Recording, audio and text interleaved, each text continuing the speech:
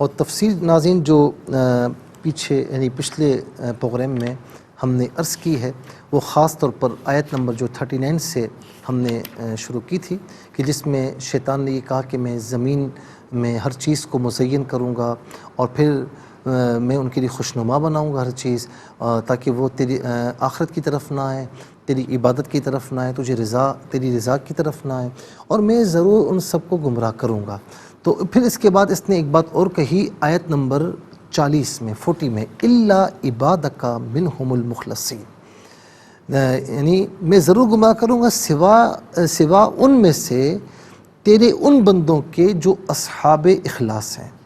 ناظرین و سامعین، ابلیس نے اپنے قول میں اصحاب الاخلاص کا استثناء ایکسیپشن کیا کہ ان کو وہ گمراہ نہیں کر سکے گا۔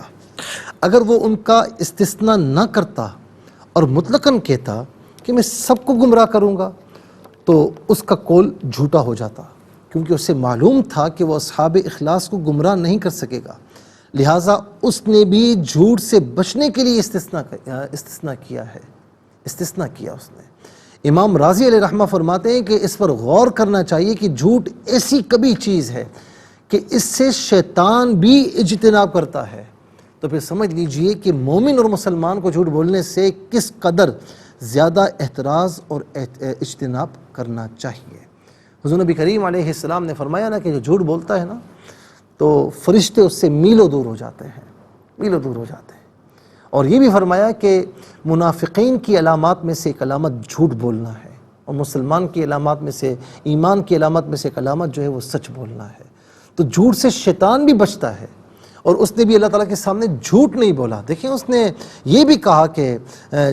تو نے مجھے گمراہ کیا ہے، ساری چیزیں اپنی جگہ پر ہیں، لیکن اس نے جھوٹ یہاں پر نہیں کہا، اس نے کہا کہ میں تیرے مخلص بندوں کو گمراہ نہیں کر پاؤں گا۔ اس آیت میں شیطان نے یہ اعتراف کیا، اس کا اعتراف یہ آیت نمبر 40 میں ہے کہ تیرے مخلص بندے میری پہنچ سے باہر ہیں۔ اس لیے پہلے ہم اخلاص کا کچھ ہم بتائیں، اخلاص کہتے کسے ہیں؟ ناظرین و سامعین، اخلاص جو ہے علامہ راغب اصفہانی لکھتے ہیں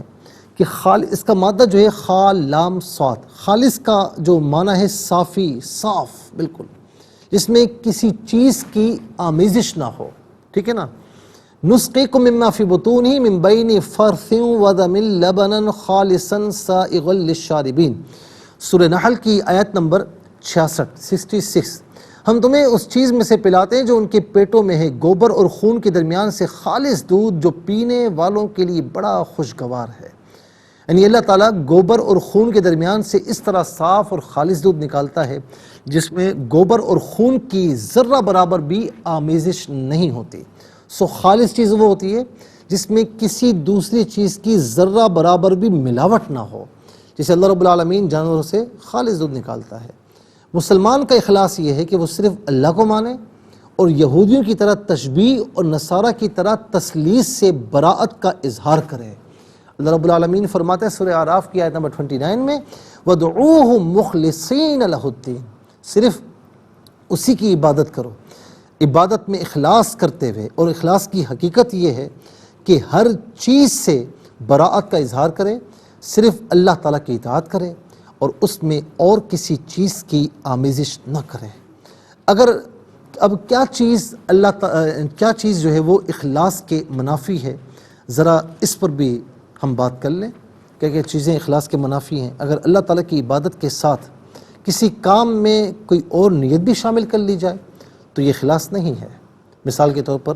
روزے میں عبادت کی نیت کے ساتھ یہ نیت بھی کرے کہ روزوں کی وجہ سے بڑھا ہوا وزن کم ہو جائے گا یا تبخیر میں کمی ہو جائے گی، نماز میں عبادت کے ساتھ یہ نیت کرے کہ اس سے جسمانی ورزش بھی ہو جائے گی، غسل اور وضو میں ٹھنڈک حاصل کرنے اور صفائی کی نیت کر لے، زکوٰۃ میں یہ نیت کرے کہ اس سے میرا بخل دور ہوگا، حج کو جاتے ہوئے یہ نیت کر لے کہ مکہ اور مدینہ میں میرے جو عزیز ہیں ان سے ملاقات کر لوں گا، تو ان تمام صورتوں میں اخلاص نہیں ہے۔ اخلاص تب ہوگا جب کسی بھی عبادت میں صرف اللہ کے حکم پر عمل کرنے یا اس کا قرب حاصل کرنے یا صرف اس کی رضا جوئی کی نیت سے کرے، اور اگر کسی عبادت میں ریاکاری داخل ہو جائے تو پھر تو اس میں اخلاص بالکل بھی نہیں ہوگا، یا ختم ہوگا یا بالکل کم ہوگا۔ اخلاص بالکل نہ ہونے کی مثال یہ کہ ایک آدمی بالکل نماز نہ پڑھتا ہو لیکن اس سے ملنے کے لیے کچھ لوگ تو وہ نماز کے وقت مسجد میں جانے لگیں تو ان پر اچھا تاثر ڈالنے کے لیے وہ بھی ان کے ساتھ نماز پڑھنے چلا جائے، اور اگر وہ لوگ نماز پڑھنے نہ جاتے تو وہ بھی ان کے ساتھ نماز پڑھنے نہ جاتا۔ اور اخلاص کم ہونے کی مثال یہ کہ ایک شخص نماز تو پڑھتا ہے لیکن اس کے معتقدین، مریدین یا شاگرد بیٹھے ہوئے ہوں تو زیادہ خشوع اور خضوع کے ساتھ لمبی نماز پڑھتا ہے تاکہ ان پر اچھا تاثر قائم ہو،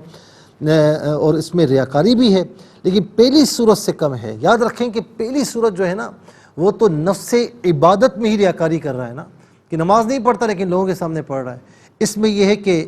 عبادت کے وصف میں ریاکاری کر رہا ہے کہ ویسے وہ جلدی جلدی نماز پڑھتا ہے لیکن جب لوگ ہیں، اس کے مریدین ہیں، اس کے شاگرد ہیں تو پھر ایسا ایسا نماز پڑھتا ہے۔ تو بہرحال یہ اس کے کم درجے میں ہے لیکن اس کا درجہ بہت زیادہ ہے، اور پھر ایسی عبادت قابل قبول نہیں ہوتی۔ یاد رکھیں ناظرین کہ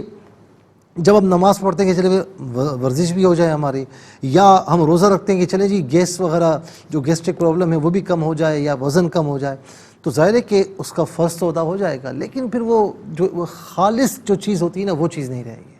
اور کتنی پیاری بات ہے، یعنی ایک میں نے یہ واقعہ پہلے بھی سنایا ہے کہ ایک شخص تھا اپنے شیخ کے پاس آیا کہ حضور میں نے گھر بنایا ہے تو آپ ذرا آ کر آئیں گے تو برکت ہوگی۔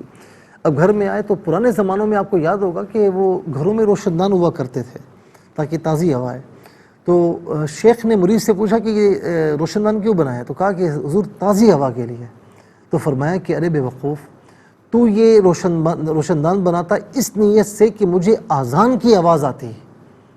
تو اذان کی آواز بھی آتی اور ضمناً تجھے تازی ہوا بھی مل جاتی۔ تو انہوں نے اپنی نیت کو چینج کر لیا۔ تو ناظرین مسامعین، ہر چیز میں اچھی نیت رکھیں، اخلاص پیور ہو جائیں تو اللہ رب العالمین اس اخلاص کو قبول فرماتا ہے۔ اللہ تعالی ہم سب کو مخلصین میں ہمارا شمار فرمائے۔